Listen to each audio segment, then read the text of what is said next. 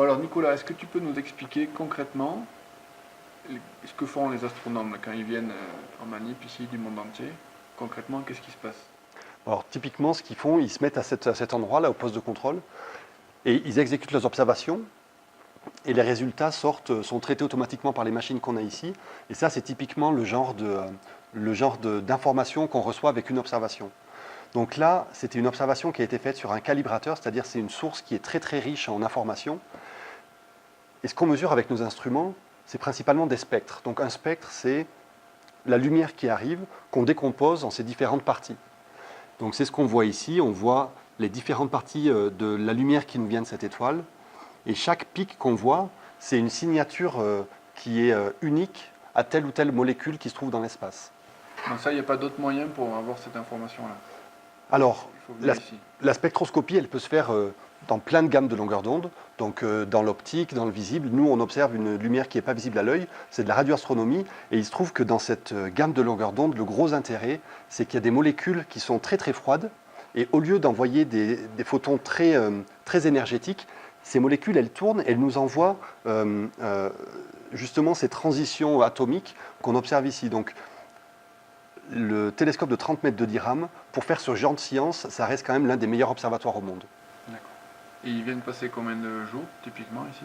Alors, les astronomes viennent en grosso modo une semaine. Ils dorment ici, sur le site, et ils ont entre 20 et 50 heures d'observation de télescope. C'est une session d'observation typique. Alors, ces molécules là, qu'on détecte, qu'on mesure, elles sont loin, près, elles sont à quel endroit dans l'univers? Alors on fait un petit peu de tout, ça dépend de ce que veut faire l'astronome. Il y en a qui sont très proches, dans les comètes, autour du Soleil, d'autres qui sont dans notre galaxie, donc on observe des régions de formation d'étoiles. Et les plus distantes, qui sont on appelle ça des redshifts, on mesure, à la place de parler de distance en kilomètres, on parle en termes de redshift. Et ça peut représenter à peu près plus d'1 milliard d'années pour que la lumière arrive jusqu'au télescope. Donc c'est-à-dire que quand certains scientifiques observent ces objets lointains, donc qui sont vraiment la naissance de l'univers, il faut imaginer que ce qu'on observe, ça s'est passé 1 milliard d'années dans le passé. Donc la rotation de la molécule a eu lieu il y a 1 milliard d'années, et le spectre il tombe sur l'écran maintenant. Exactement, exactement. Et en fait, ce petit photon, il est parti il y a 1 milliard d'années, et il a voyagé tranquille dans l'espace, il ne s'est rien passé, il a rencontré rien du tout, et bam, il tombe sur notre télescope. Sierra Nevada. Exactement. Et dans ce télescope-là, du Pico del Veleta, vous avez détecté beaucoup de molécules sur les 30 ans de fonctionnement? Alors, c'est une bonne question, parce qu'on a justement détecté quasiment la moitié des molécules qui ont été détectées dans l'univers ont été premièrement détectées ici avec ce télescope. Donc, il y a vraiment un symbole un peu historique quand même au télescope de 30 mètres de l'IRAM.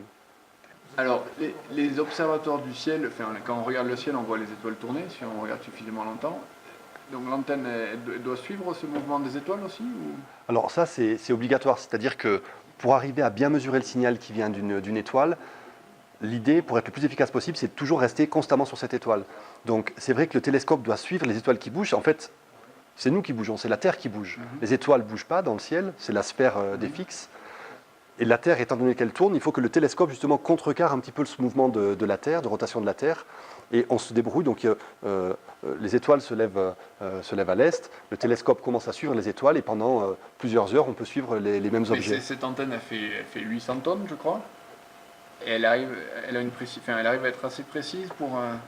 Alors, elle est très précise. Dans le télescope, on a plusieurs moteurs qui décuplent leur force avec des grosses boîtes de vitesse. Et avec ce système-là, on arrive à avoir des précisions de pointage qui sont de l'ordre de quelques secondes d'arc.